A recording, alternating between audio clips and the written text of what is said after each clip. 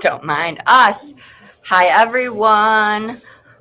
Meet all of the Faces of Grief authors. Some of us are here in Wheat Ridge, Colorado, cleaning up Sassy's accident, and the rest of us are virtual all over. Oh, and we have another I'm adding to the stage.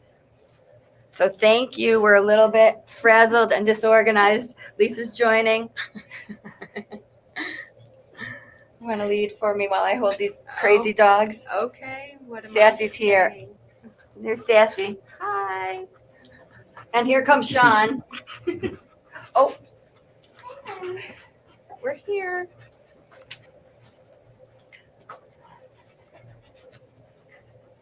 it's a little bit of a fiasco.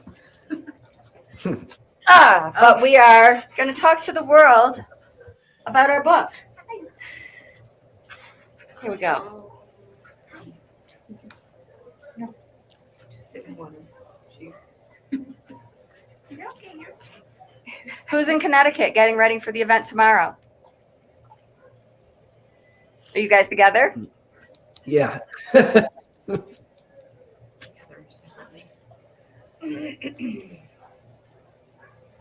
See Dan in the car. We have Max. It's so nice to meet you. There we go. It's nice to meet you guys too. How fun. Oh, and we have Jeremy here. Jen's running around like a chicken with her head cut off. Thank you for participating with us. She's operating at normal temperature. That's good then.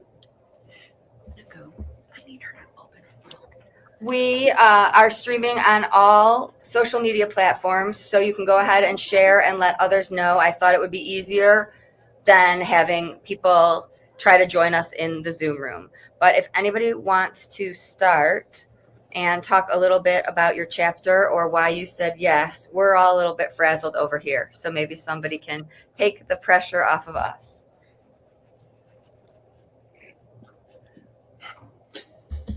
Magda, how are you, my friend? I'm good. Hi, everyone. Hey. I guess you picked me to start, right? Now I have to start. I'm Magda from Magdalena, but people call me Magda. My husband passed away not even a year ago in an accident. And shortly after he passed away, I started to write. I never actually considered myself to be artistic or creative. I was always good with numbers. But I think that side of me came to surface after the tragic event I went through. And I'm just early in my grief. And I found writing as a meaning to express how I feel, to express all my feelings that are all at once. I feel all sorts of feelings. Everything is very tough, especially in this first year. So I want to share my experience. I want to share my story. I want to share some of the things that are helping me going through this journey. So I'm hoping the story that I'm sharing, which is a love story in the end, that is gonna impact someone, or at least someone is gonna feel like it's that person is understood, like someone else is going through the same things, and it's finding some connection with my story, and maybe someone will feel that they're not that alone in the journey that they're going through. So this is pretty much what my chapter is about, my journey through grief as a widow, and just hoping someone is going to relate to the story and it's going to find some relief in my story.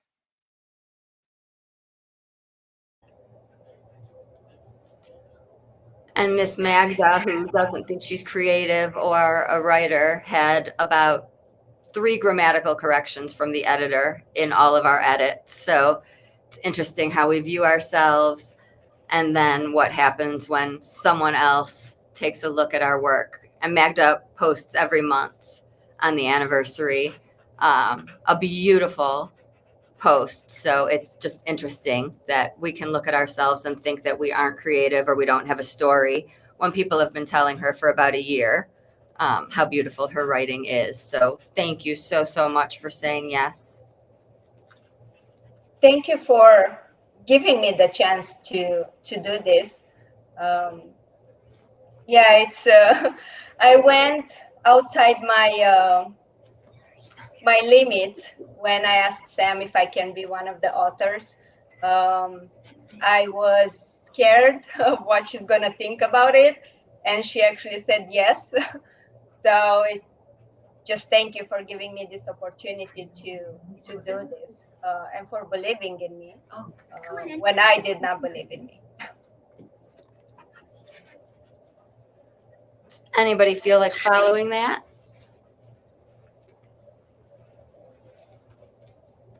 Sure, I'll go next. My name is Jason Wendroff Ronicki, and the thing that really got me involved in about 2019, I started a peer support group for bereaved siblings because I lost my sister Lauren in a car accident, and that was like almost 26 years ago. And I realized that there wasn't a lot of support or almost no support for bereaved siblings out there. We're in the grief community, we're sort of considered the forgotten mourners because so many people go right to our parents and go right to how are your folks doing, and you have to be strong for your parents. So I realized that if I wanted it to change, I needed to be the thing. I needed to spark some of that change. So I decided in 2019 to start a peer support group, and that just made me realize how much we don't talk about grief in our society, just in the general public. When this opportunity came, I knew I had to be a part of it because it allows my story to be more vocal, and so that more people can learn how people deal with grief in general. So that's really what had me jump on board. And I've been doing a lot more speaking about grief. We're doing a conference actually tomorrow in Connecticut with one of the other authors. And so to make sure that people understand how to deal with grief in an effective way.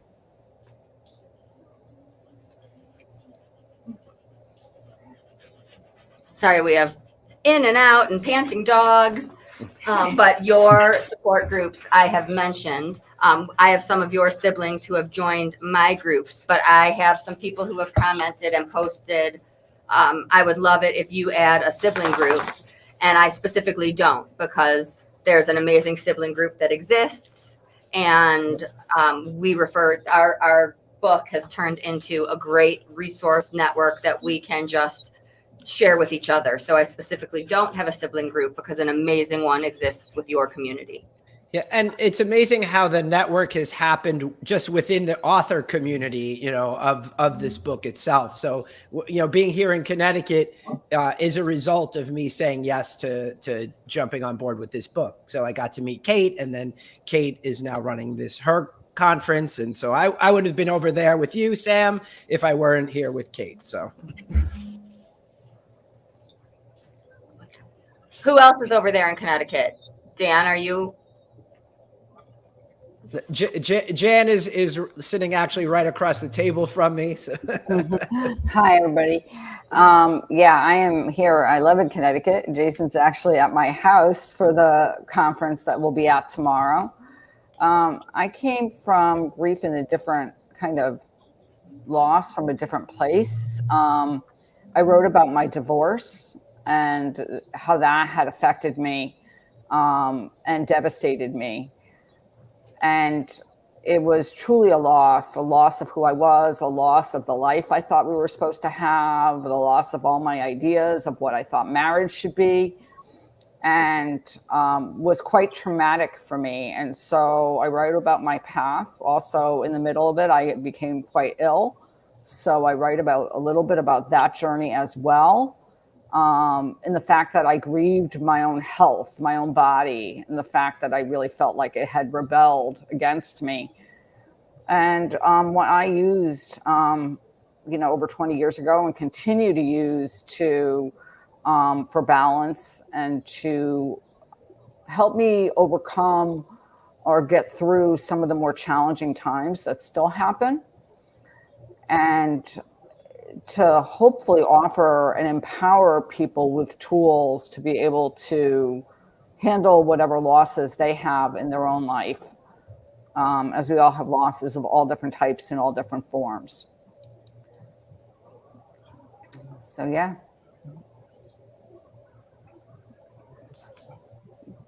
That's about it. Were you about Nope. to say that you use essential oils by chance? No, I wasn't actually, but that's a good segue. I do use essential oils, yoga, meditation, Reiki, reflexology.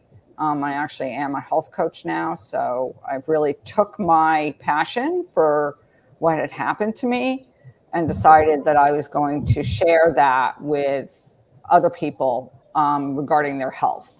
So that was kind of like the journey. Not my background at all. Holistic wellness came from a world of clinical research science for 24 years. So I was very much the scientific geek and still am in a lot of ways.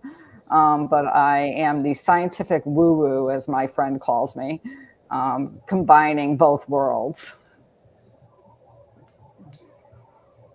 And that's kind of what this event is right now. A lot of us, when we're in pain, will try anything to make us feel better. And we've discovered things that we didn't know were out there. So we have somebody doing Reiki here for people who want to try it.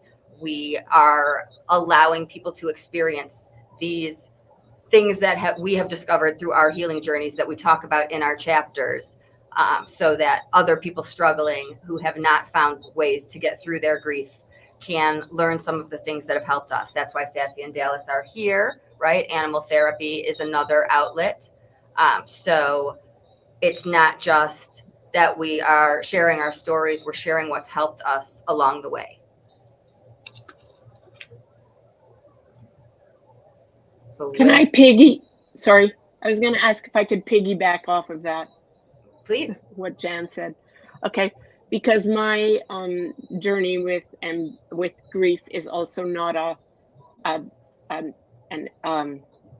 not a death, like a person's death, but it was the death of a relationship. Our son was diagnosed or had a manic episode. It's been almost 10 years, and then diagnosed with bipolar disorder. So which is now termed ambiguous grief. So it's the death of a relationship, like a divorce. It's the death of that relationship, and then trying to figure yourself out and how you fit in, or who you are now that this death has happened. And as a caregiver, there's been a lot of grief, and it just continues. I called it perpetual grief for years because I didn't know what to call it until it actually was named, or I discovered the name of ambiguous grief and ambiguous loss. But I don't do like the things that Jan is doing, but if you see behind me, there's a bunch of art. So I find that very therapeutic. I write poetry, so in my chapter I have a poem that has helped me process, because that's how I process the grief. Often I'll just write something or write a poem, but I also paint, because that whole action of your whole body just relaxing and seeing how the color flows on a canvas, I find just so therapeutic for me. So that's one of the ways that I don't even talk about that in my chapter, actually. But it definitely has helped me process the grief. And again, with this kind of grief, it just keeps recurring as our son deals with his illness, and as my husband and I care for him in this, a lot of grief that just keeps recurring. So then it's like, okay, I need to go to my art and I need to paint something so I can get through this day or this event or this time period. So yeah, that's kind of my story, where I'm coming from and what I write about in my chapter. So that's me. I think that's one of the things I really love about our book is the fact that it does have so many different types of grief, because we all experience loss at some point. I mean, losing a job can change your life, who you thought you were. Retiring from a job that you've been in for a really long time can cause you to now have to be like, I don't know who I am anymore. But the reason I came into this journey is because my son died by suicide in 2021. And it obviously, it's like a huge bomb getting dropped in your life. But I think the biggest thing for me, my son also suffered from addiction.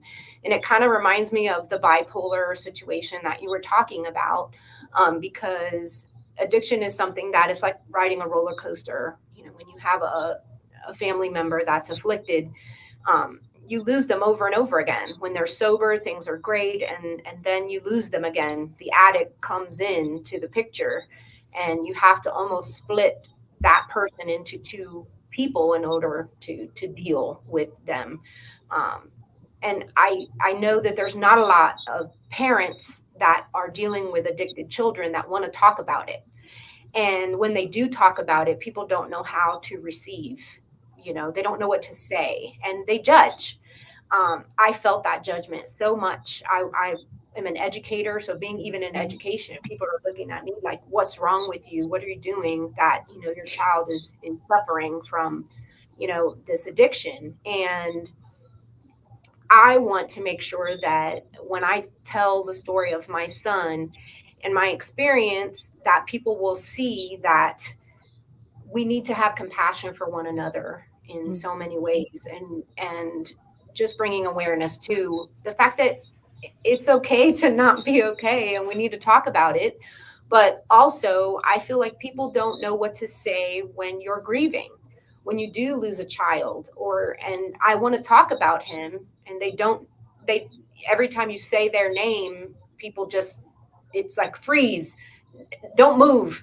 And it's like, I'm okay. I want to talk about him. It's the only way that he exists is in the here and now, is if I bring him up. So I always say I have to make space for my grief. And in making space, I need to talk about him. And I need people to understand when I talk about him, I'm not going to crush into 1,000 pieces in front of you, but I'm going to be okay. But it's okay that I've experienced this loss. So for me, it's the awareness that we do need to have compassion for each other, and we need to be able to talk about whatever it is, and it's okay.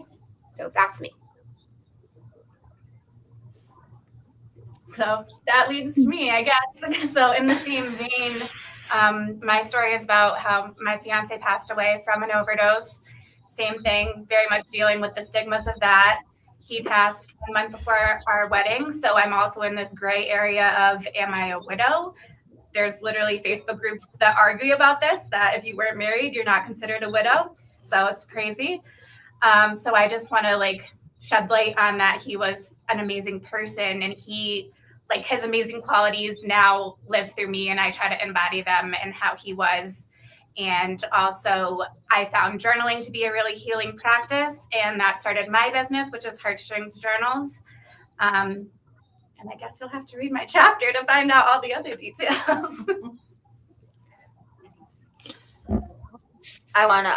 One of the things that Sean said after Ruthless in the Rockies last year was that it was the first place that she was asked about John and not just how he passed away. And that's what this is also, right? Like, we want to talk about Jim and John and Daniel, and I don't want to talk about what happened on the day he passed away. That's the worst day of our life. Right. So that was very great feedback for me about what we do and what we're doing in our stories. Our stories and our chapters are not our worst day. It's not that moment. We're not reliving the loss and the most painful. We're telling the stories of who our loved ones are and how we keep them with us.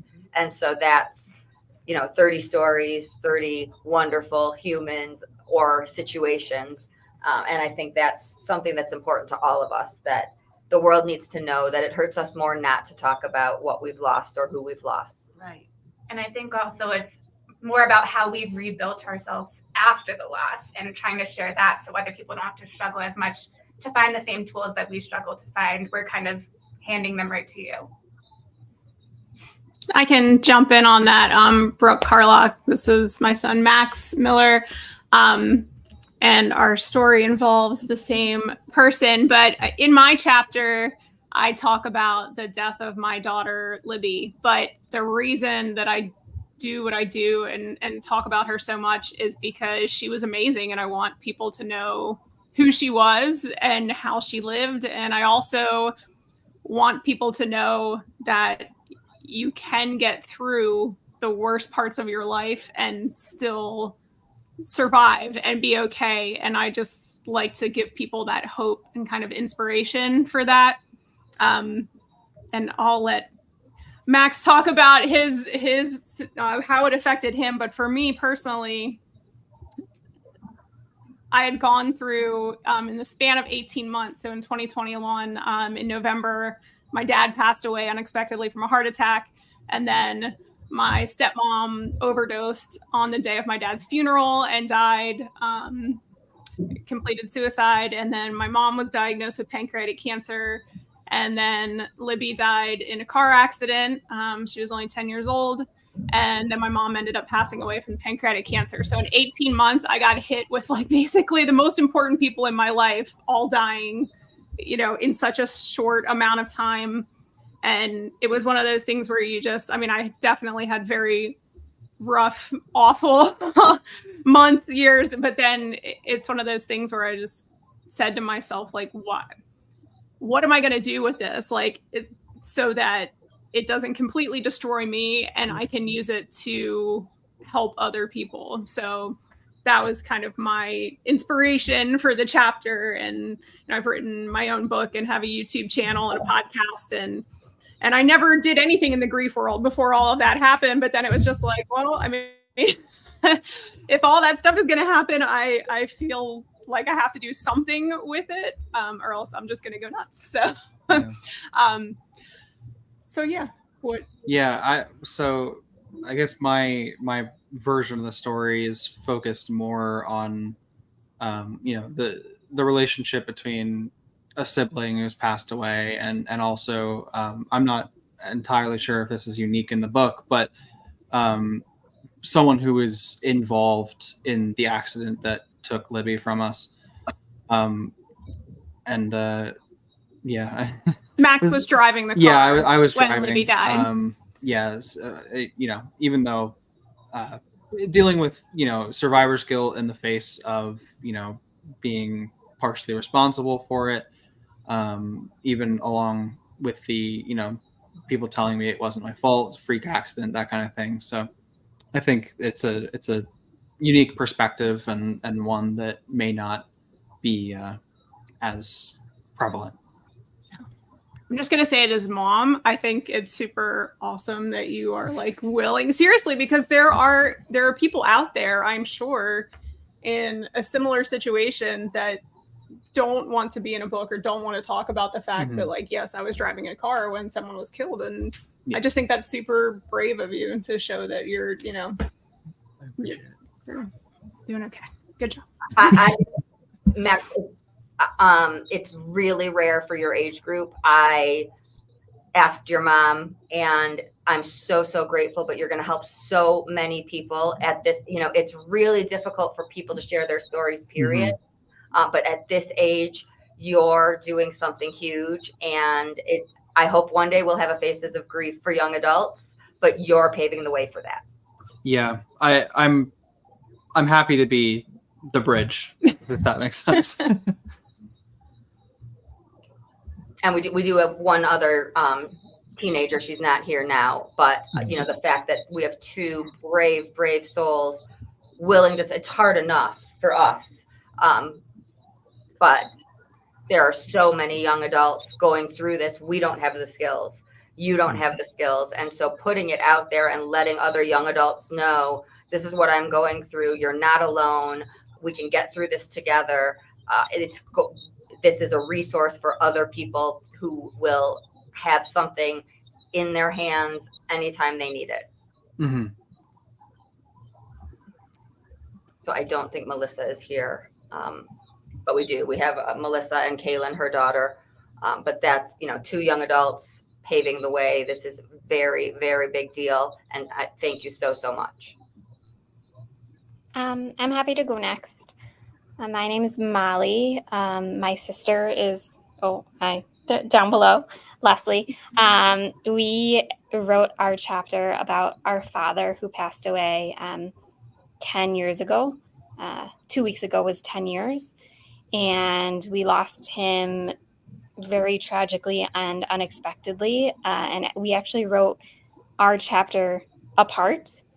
And we have wanted to write and published for a long time. And we were really lucky and grateful to have met Sam. And, our story, our chapter unfolds as the two of us, but unique in that we wrote it separately. And so many of our feelings are similar. And just to echo the sentiments of really everyone, and we talked about this with Sam, is like for us, Father's Day is that big day where people are afraid and they don't ask and they don't want to know because they're afraid if they mention it, that I think Jen mentioned that like we'll fall and crumble and break into all of these pieces. And what better day than Father's Day to talk about him and what he meant to us. And I was a teenager when he passed away, and Leslie, we were living in different states, and this really just recently brought us together, and we realized like, wow, we were thinking so many of the same things. So this book brought us together even more, and to all of you, and we're really, really grateful for that. Leslie, are you here? Do you want to say anything? I'm here. I think just like Molly said, like it's been 10 years and sometimes it feels like yesterday. But I think it has brought us closer together, being able to share our thoughts and feelings with each other. And I think just, hopefully being able to reach people and to help people. I was 29 when my dad passed away. And as Molly said, I was living in a different state. So that had its own set of complications in terms of having to quickly leave and get back home and all of that. But I just, like Molly said, I'm very grateful for this opportunity and to, meet other people that have unfortunately experienced similar things and, have gotten through it and are using their experiences to help other people. I don't want to, your husband is here. You were on my podcast. But since we have family members talking about navigating grief, one of the things that we talked about is how people handle it differently. Mm-hmm. And not all families are open and have the conversations. We have two families here that really were able to talk about the fact that it doesn't look the same for me as it does for you. That's another thing this book can help with. But since you guys are both here, do you want to at all talk about that? Yeah. So I'm Jen. I didn't get to introduce myself yet. I am here with everyone because my son Daniel took his life 11 months ago.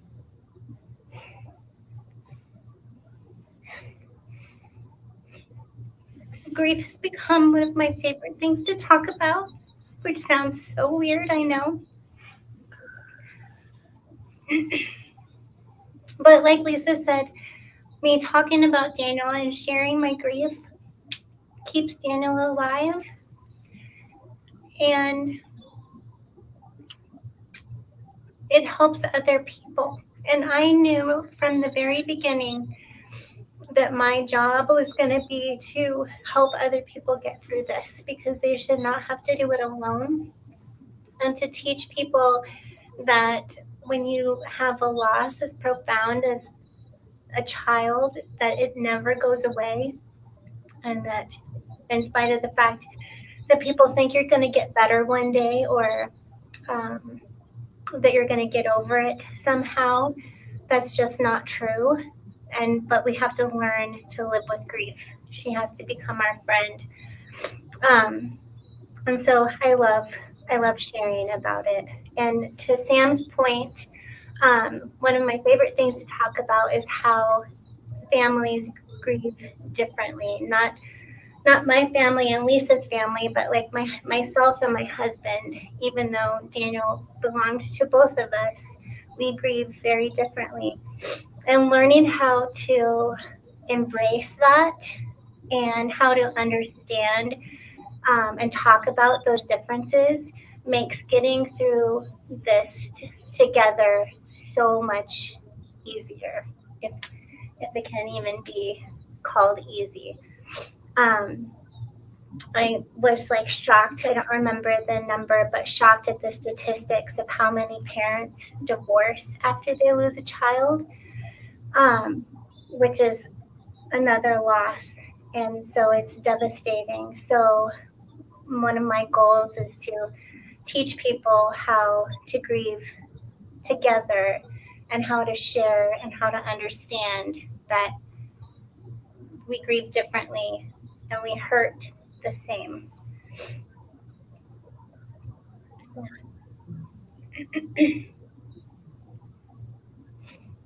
Yeah. Thank you for that. My dad has leukemia, and my brother and I responded to that in very, very different ways. And I didn't understand how he was okay, and he wasn't okay. But we had to have a lot of conversations for me to understand his method of coping. And so a lot of people don't have those conversations. They just assume or take it for granted that somebody is handling something a certain way. And so being able to ask the questions or have those difficult talks, me being able to say to my brother, how are you okay? How are you going to work when I am not functioning? And hearing him say, I am not okay, but if I don't go to work, I will be worse. What I was doing would have been harder for him, and what he was doing would have been harder for me. And being able to have those conversations helped us understand each other and lean on each other. But I was angry. I was angry and thinking he was fine. So being able to ask those questions and come together during difficult times, it's not easy. And so many people do separate and have conflict. So thank you for making this your purpose. I am sitting at a bizarre angle and cannot see who we have not heard from. So please jump in if I have not said your name yet.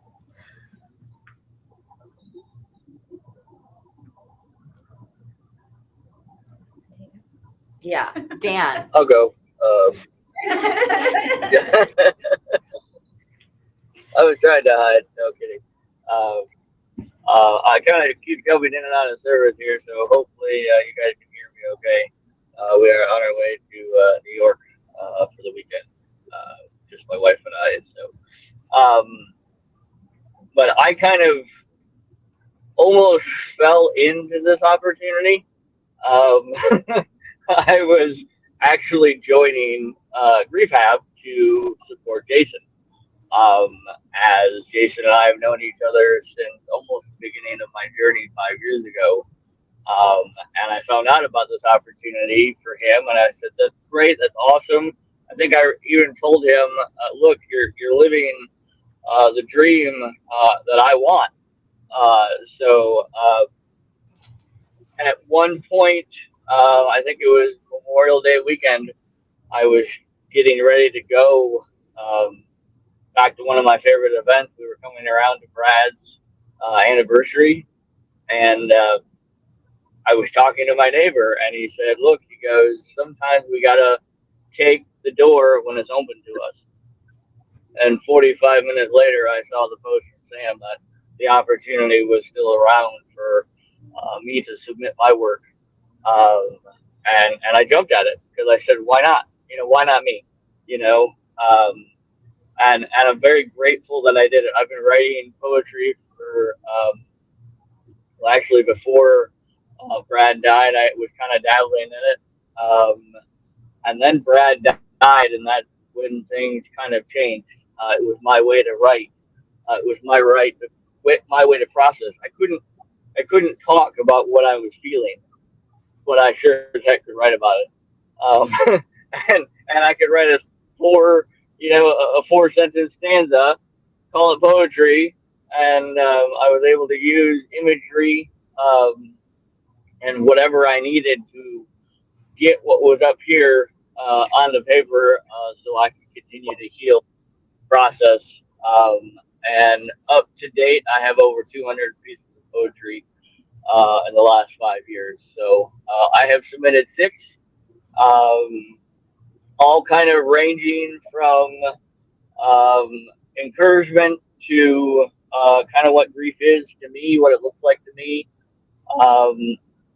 But you know, this book has given me the opportunity to do something I never thought I would do. You know, I never thought I would be in this position to be able to talk about grief so openly. But it has encouraged me to start talking about it, to not be afraid of it. I also, you know, I'm not ashamed of it anymore. You know,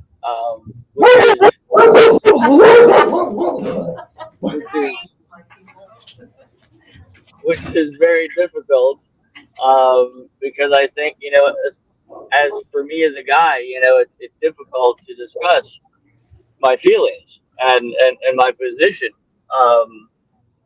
And this book has just kind of given me that extra encouragement to say, look, people are out there. Just start talking about it. And I have. I'm proud about this movement. I'm excited about where we're going with this.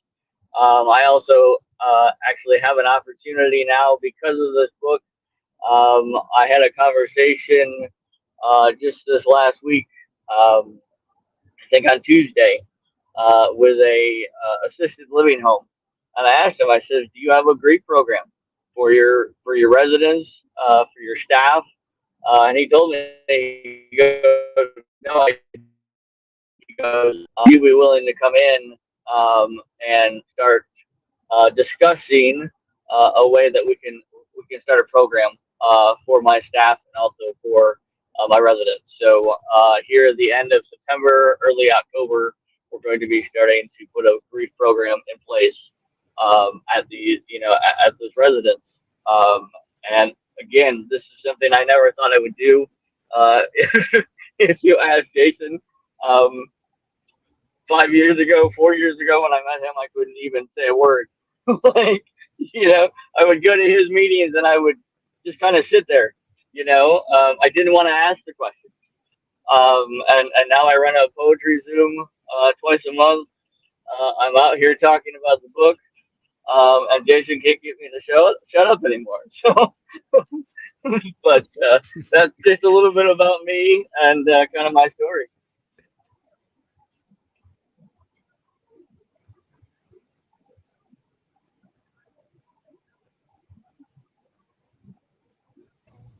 All right.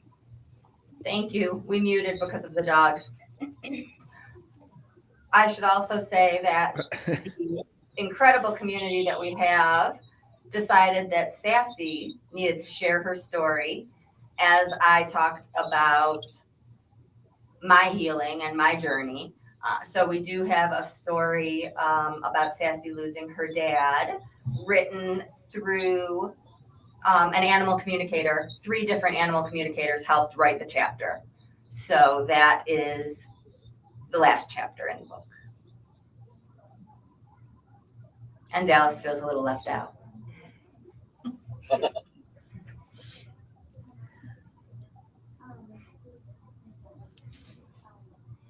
What else do we want people to know about the book? Because to me, it's completely different than any other book out there.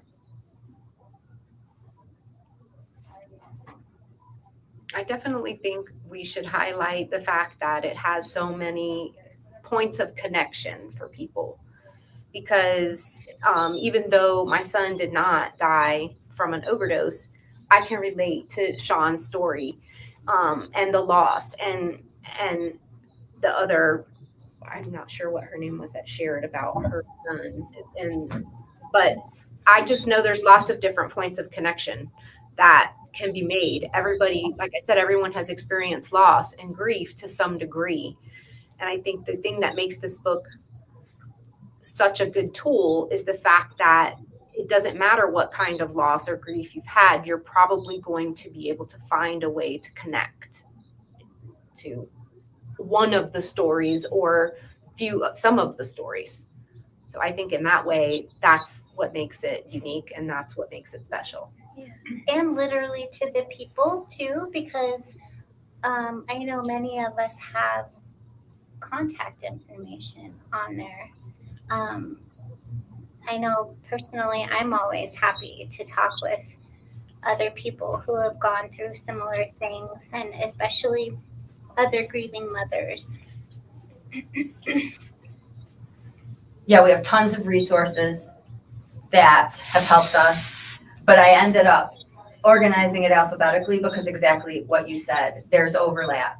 And I couldn't just say, well, let's do it by loss of a child and then but it was loss of a child with addiction and addiction with something else. So there was no way to separate themes. Right.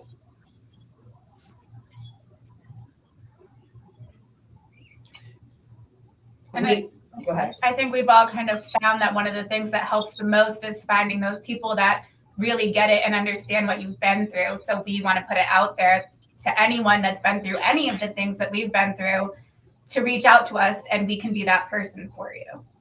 Or find your person, find your people. You don't have to go through it alone. There's no reason to do that. Yeah. We're out there. Somebody else is feeling just like you. So find your people. I love that you said that. Lisa is my people. And we found each other in a Facebook group for mothers who specifically lost their children to suicide.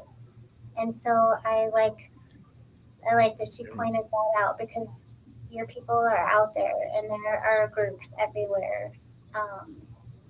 But stories like this, people sharing their stories the way that we have, is really important to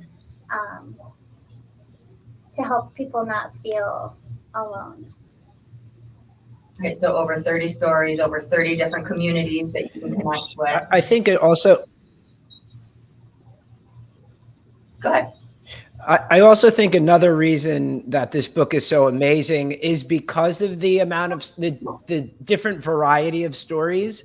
And so often in the grief world, there's so many groups that aren't represented. Like Sean, you were talking about, do I consider myself like a widow, or even though it was a fiance, and there's a lot of discussion about that. And sometimes that makes people kind of feel isolated, like they don't know where they fit. They know they're experiencing some form of grief, but there's no one putting a name to it or a language to it, just like the ambiguous grief, Connie, that you were talking about, right? There's so many different things. And I just find that there are so many holes. Like the one that I found too is that if it's a best friend that's like a sibling, there's really no space for them or space for someone like that.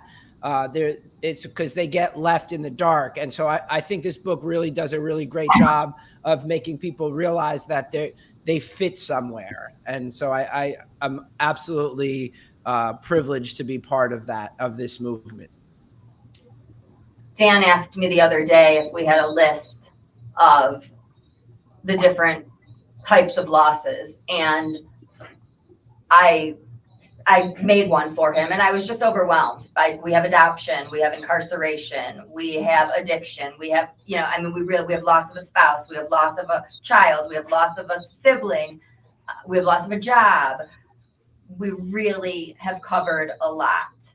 And that doesn't mean we've covered every loss, but we've tried to include as much as we can. And Dallas is coughing. But we really are working to give resources, and if we don't have it, we'll find it. So you can pre-order now. You can pre-order from any one of us if you're connecting with a certain person. Everybody has different websites and links that we can share. You can connect with me, obviously, to get anybody's information. But who has something coming up? We have events tomorrow in Connecticut and Colorado. But who else has big things coming up that we can share and promote for each other right now?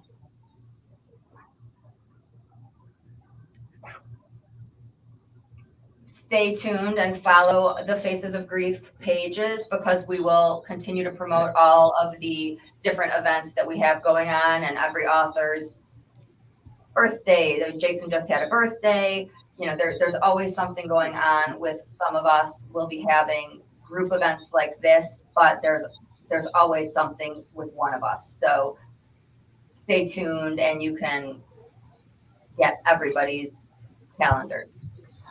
Samantha? Yes.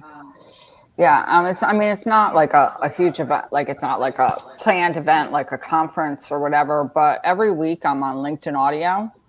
And lately, the past number of weeks, we've talked about grief, we've talked about loss, having challenging conversations, holding space, active listening, and things like that. So whoever wants to join, the conversations have been really amazing.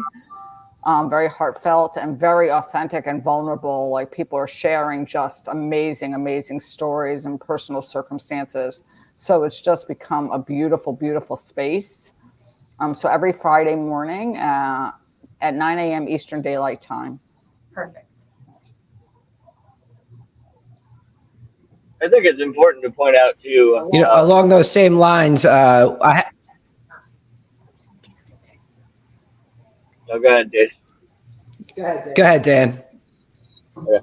No, I was just gonna say, I think it's important to point out too, the resource that this book is going to offer for anybody that is supporting someone that is going through grief.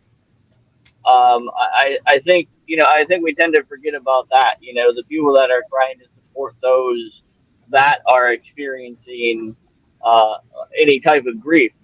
This book will give anyone that resource to be able to take care of the people that they want to take care of. So I think that's what's kind of pushing me a little bit, is that understanding that I can now give a book to someone and they can start to understand and see where maybe some of their people are in their lives that are grieving.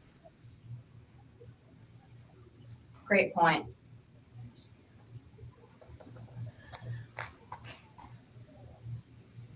Jason, did you want to say something?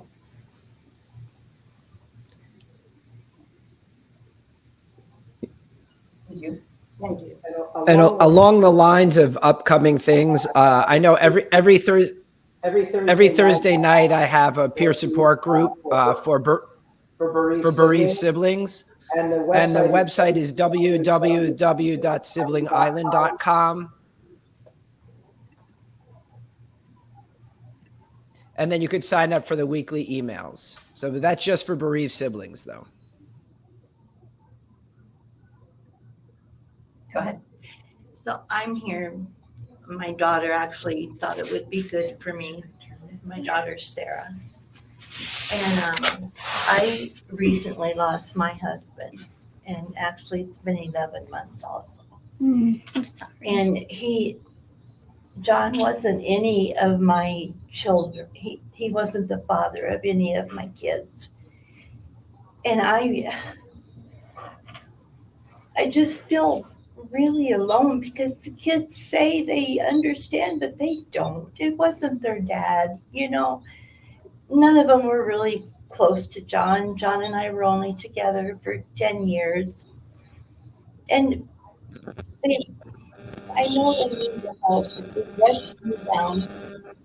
I lived up in Woodland Park. John and I lived up in Woodland Park, and we both really loved it up there. And my kids, as soon as John passed, they're like getting everything, you know, getting all the papers out and moving me. And I wish I was still up in the mountains in the house that John and I had.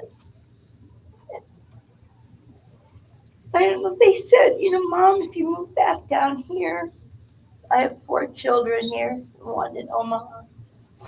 You know, you'll have us, but I hardly ever see him. I'm home alone. Rudy and I, my dog. He was John's service dog. And I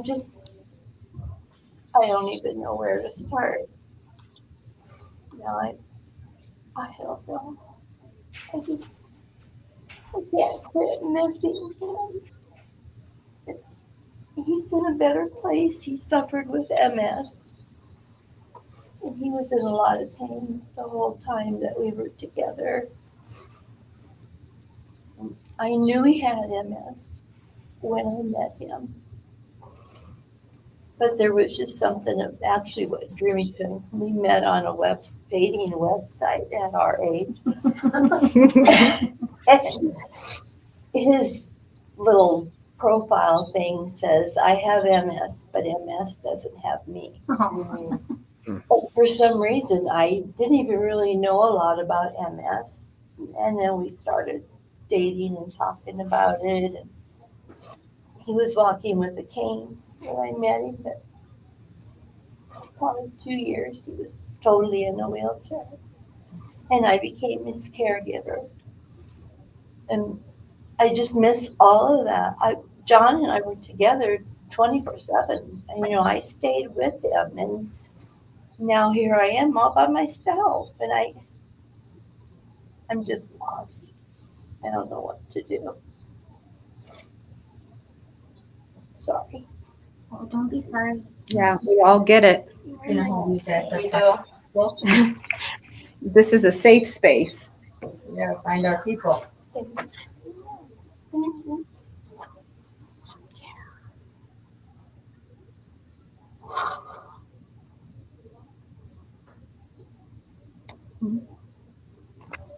No, that's okay.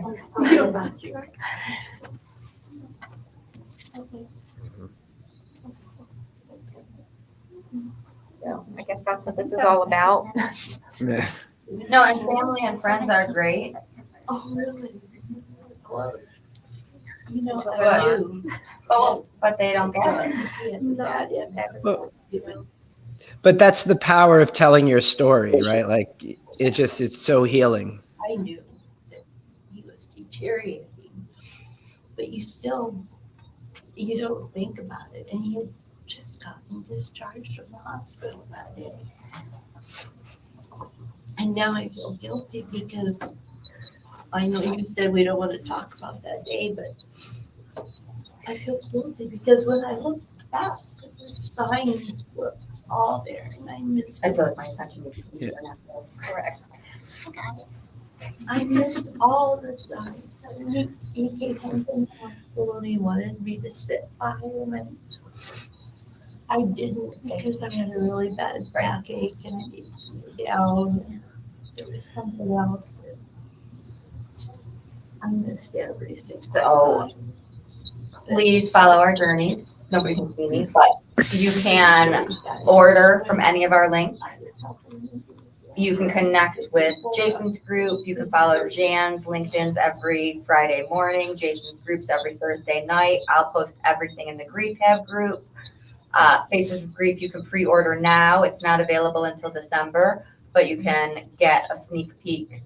And order it now, you'll get over 30 bonuses, something from every author. You can join the Angel Energy healing session calls. Our next call is next Thursday. It's the best day of the month. And that's just another healing modality, another way to get through grief one moment at a time. So I will send you the link if you pre-order, but it's definitely another healing. We do tapping, we do a body relaxation exercise with Shalini Brault. And just reach out to any author, follow any of our stories, join any of our communities, and reach out, and we will support you through your journey and share all of our networks with you along the way. And thank you so much for spending your Friday night with us.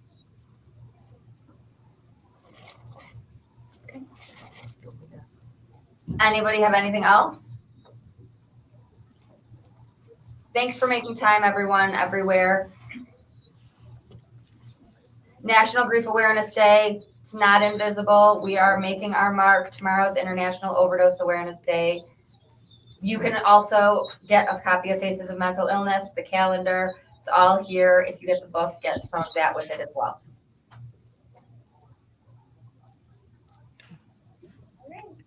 Thanks, guys.